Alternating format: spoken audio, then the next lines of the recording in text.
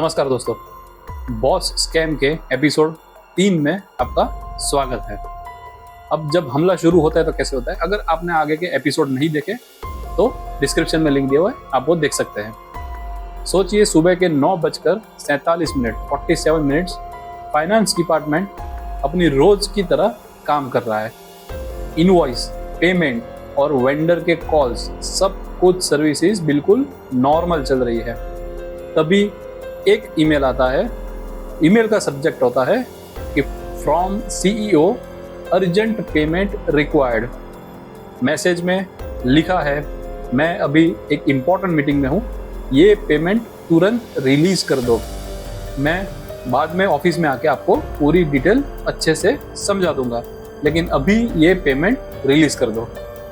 अब जब आप ईमेल को चेक करते हैं तो ईमेल के अंदर जो सिग्नेचर होता है, जो लोगो होता है, जो भी लैंग्वेज यूज़ की है, यहाँ तक कि बॉस की जो लिखने की स्टाइल होती है, वही स्टाइल में वो ईमेल लिखा हुआ होता है। लेकिन सिर्फ 5 मिनट के बाद कंपनी के अकाउंट से लाखों रुपया हमेशा के लिए गायब हो जाता है। तो सवाल है कि क्या ये एम्प्लॉय की गलती है? क्या ये एम्प्लॉय एक ऐसे जाल में फंस चुका है जिससे निकलना बिल्कुल नामुमकिन जैसा है? पिछले एपिसोड में हमने देखा था कि हैकर कई दिनों तक सिर्फ आपकी इंफॉर्मेशन कलेक्ट करता है, इंफॉर्मेशन गैदरिंग करता है, लेकिन अब प्लानिंग खत्म हो चुकी है, अब ऑपरेशन शुरू हो चुका है। साइबर क्रिमिनल का एक ही गोल होता है कि टारगेट को ये विश्वास दिलाना, टारगेट को ट्रस्ट में लेने का कि सामने उसका बॉस ही बैठा है। अगर ये विश्वास, ये ट्रस्ट एक बार बन गया तो बाकी सारी चीज अपने आप ऑटोमेटिकली होती है। अब एम्प्लॉय को ट्रस्ट में लाने के लिए कुछ तरकीबें हैकर्स यूज करते हैं। उसमें सबसे पहला है ईमेल। ईमेल आज भी कॉर्पोरेट दुनिया का सबसे बड़ा ट्रस्टेबल कम्युनिकेशन टूल माना जाता है और यही हैकर के सबसे बड़े वेपन्स में से एक गिना जाता है। हैकर की सबसे बड़ी ताकत भी गिनी जाती है। कई बार एम्प्लॉय सेंडर का नाम देखकर ही ईमेल को खोल लेते हैं, ओपन कर लेते हैं। एम्प्लॉय ये भी नहीं देखता कि ईमेल एक्चुअली में कहां से आया है, ईमेल आईडी क्या है। और साइबर क्रिमिनल भी यही उम्मीद करता है कि जल्दी में डिटेल चेक नहीं करने वाला, और जब सामने सीईओ, डायरेक्टर या मैनेजिंग पार्टनर लिखा हो तो दिमाग अपने आप उसको ट्रस्ट कर ही लेता है, क्योंकि जल्दी जल्दी में सारे ईमेल्स कोई भी एम्प्लॉय डिटेल में चेक नहीं करता है। ठीक है। दूसरी एक चीज जो हैकर हमेशा यूज करने की ट्राई करते हैं वो होती है अर्जेंसी।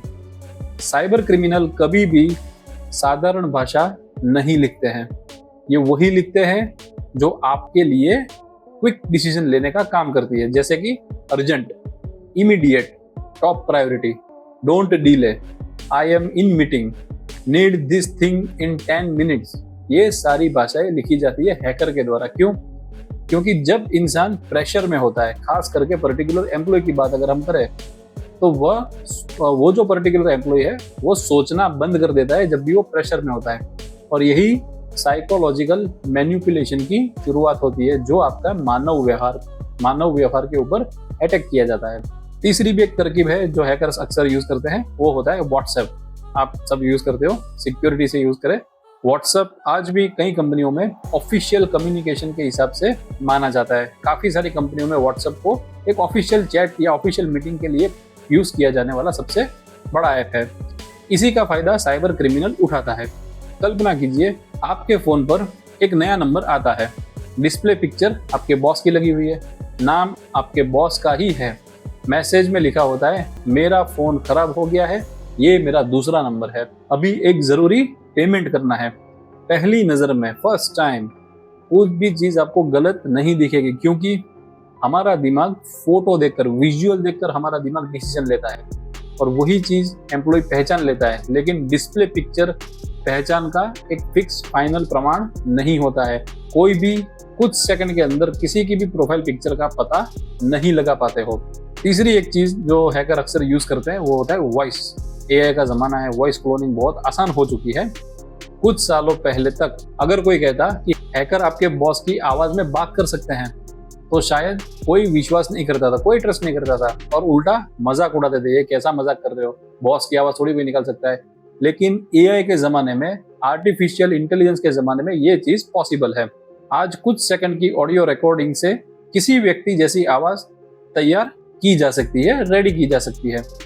इस टेक्नोलॉजी का उपयोग कई क्षेत्रों में डिफरेंट लेवल पे होता है, लेकिन कुछ क्रिमिनल्स इन सारी तकनीकों का, इन सारी टेक्निक्स का दुरुपयोग करते हैं, लोगों को कंफ्यूज कर देते हैं और कोशिश करते हैं कि वो इस जाल में फंस जाए।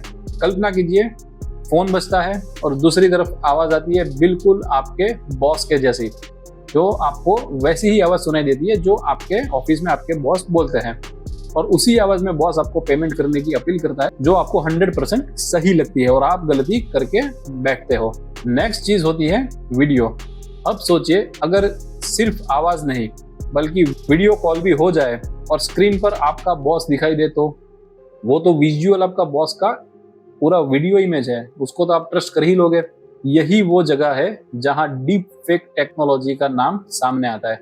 डीप फेक आर्टिफिशियल इंटेलिजेंस की मदद से किसी व्यक्ति जैसी दिखने वाली या बोलने वाली नकली वीडियो इजी वे में आप बना सकते हो। आपके पास कोई भी इमेज है, थोड़ा बहुत उसका ऑडियो है, तो उसको मर्ज करके आप वो चीज आसानी से बना सकते हो। ये तकनीक अक्सर हम देखते हैं मूवीज में, टीचिंग में और रिसर्च में उपयोग में ली जाती है, लेकिन गलत हाथों में अगर ये टेक्निक चली जाती है तो ये धोखाधड़ी का सबसे बड़ा वेपन बन जाती है। इसलिए सिर्फ वीडियो देखकर किसी फाइनेंशियल डिसीजन पर भरोसा करना एक सिक्योर तरीका नहीं माना जाता है। और उसके आगे हम देखेंगे, साइबर क्रिमिनल अक्सर एक और बात लिखते हैं, किसी को मत बताना, कॉन्फिडेंशियल है, मैं खुद आके एक्सप्लेन करूंगा। और ये कुछ वर्ड्स होते हैं जो सबसे खतरनाक होते हैं, क्योंकि यही वेरिफिकेशन खत्म हो जाती है। जब एम्प्लॉय किसी से पूछता नहीं है तो गलती पकड़ने वाला कोई बचता ही नहीं है। अब साइबर क्रिमिनल क्या करते हैं? साइबर क्रिमिनल रैंडम समय पर हमला नहीं करते, कभी भी रैंडम टाइम पे वो अटैक नहीं करेंगे। बस एक ऐसा समय को वो चुनते हैं जब ऑफिस में सबसे ज्यादा बिजीनेस होती है, या तो सैलरी का दिन है, या तो फाइनेंशियल ईयर क्लोजिंग हो रहा है, या तो ऑडिट वीक है, या तो क्वार्टर का, आपके कंपनी के क्वार्टर का एंड हो रहा है, या तो कोई फेस्टिवल में बहुत सारा रश हो गया है। जब सीईओ ट्रैवल पे गया है, आपका सीईओ आपकी कंपनी में है ही नहीं, वो कहीं विदेश में जाके बैठा है, ऐसे समय कर्मचारी के पास हर ईमेल या मैसेज को डिटेल में चेक करने का टाइम नहीं होता है। और यही सबसे इम्पोर्टेंट कारण होता है कि समय बॉस स्कैम का सबसे इम्पोर्टेंट हिस्सा बन जाता है। एक छोटी सी गलती जिसकी कीमत करोड़ों में चुकानी पड़ सकती है। सोचिए, आपने सिर्फ एक पेमेंट अप्रूव किया, एक अटैचमेंट खोला, या बिना चेक किए बैंक डिटेल्स बदल दी। आपको क्या लगता है कि आप तो अपना काम कर रहे हो, लेकिन कुछ घंटे बाद पूरी कंपनी इमरजेंसी मीटिंग में कन्वर्ट हो जाती है। एक बाजू बैंक को कॉल हो रहे हैं, एक बाजू बैंक के जो भी अकाउंट्स है उसको फ्रीज करने की कोशिश की जाती है, और सारी कंपनी के अंदर ऑडिट भी शुरू हो जाता है, और सब एक दूसरे को पूछते रहते हैं कि भैया क्या हो गया, भैया क्या हो गया। लेकिन क्या हमेशा पैसा वापस मिल जाता है? ये एक बहुत कॉम्प्लिकेटेड चीज बन जाती है। हर बार पैसा वापस नहीं मिलता है। कुछ मामलों में जब तक फ्रॉड का पता ना चले तब तक पैसा कई अकाउंट से ट्रांसफर होके अलग अलग जगह पे भेज दिया जाता है। इसीलिए साइबर सिक्योरिटी एक्सपर्ट हमेशा कहते हैं, फ्रॉड होने के बाद उसको रोकना मुश्किल है, लेकिन फ्रॉड होने से पहले उसको रोकना पॉसिबल होता है। बॉस स्कैम सिर्फ फेक ईमेल नहीं है, सिर्फ फेक व्हाट्सएप भी नहीं है, या AI वॉइस भी नहीं है। ये पूरा गेम है ट्रस्ट, साइकोलॉजी, जल्दबाजी और टेक्निक्स। इन चार चीज का मिक्सअप बॉस स्कैम को इजी बना देता है हैकर्स की टर्म्स में, अटैकर्स की टर्म्स में। साइबर क्रिमिनल आपके कंप्यूटर को नहीं, आपके डिसीजन को टारगेट करता है, और जब डिसीजन गलत हो जाता है तो कोई भी टेक्निक की जरूरत नहीं पड़ती है। एक डिसीजन एम्प्लॉय ने गलत लिया, कंपनी को नुकसान हो गया, इसी चीज का इंतजार हमेशा अटैकर वेट करके बैठे रहते हैं। लेकिन एक सवाल अभी भी बाकी है, क्या ये सब सिर्फ फिल्मों में होता है या दुनिया की बड़ी बड़ी कंपनियों में भी होता है? एक्चुअल में इस ट्रैप में काफ़ी कंपनियां फंस चुकी है। क्या किसी CEO के नाम पर करोड़ों डॉलर कुछ मिनटों में ट्रांसफर हुए हैं? क्या AI वॉइस की वजह से लाखों डॉलरों का नुकसान हुआ है? और कुछ कंपनियां आज तक उस पैसे को वापस ला पाई है या नहीं ला पाई है, ये सारी चीज़ हम डिटेल में विथ रियल एग्जाम्पल डिस्कस करेंगे। एपिसोड 4 में हम देखेंगे दुनिया के कुछ सबसे फेमस और रियल बॉस स्कैम के मामले। वहाँ कोई काल्पनिक कहानी नहीं होगी, सिर्फ एक्चुअल फैक्ट्स होंगे और एक्चुअल लॉस होगा और एक्चुअल ट्रूथ होगा, क्योंकि कभी कभी सच्ची कहानियाँ किसी भी फिल्म से ज़्यादा डरावनी होती है। तो ये सारी चीज़ हम एपिसोड 4 में देखेंगे। मैं आपको रियल एग्जांपल आपके साथ में शेयर करूंगा, कंपनीज के नाम भी बताऊंगा, किस तरह से उनके साथ स्कैम हुआ है, कितने पैसे उनके चले गए थे, ये सारी चीज़ हम देखेंगे एपिसोड 4 में। तो होप आपको इस वीडियो से कुछ जानकारी मिली होगी। यहाँ से नेक्स्ट एपिसोड से डॉक्यूमेंट्री और भी इंटरेस्टिंग होगी विथ रियल एग्जाम्पल। तो डॉक्यूमेंट्री को लाइक शेयर सब्सक्राइब जरूर करें, वीडियो में बने रहें। Wait for next episode. तब तक के लिए आप खुद सुरक्षित रखें और अपनी डिजिटल आइडेंटिटी को भी सुरक्षित रखें। मिलते हैं नेक्स्ट वीडियो में, तब तक के लिए थैंक यू।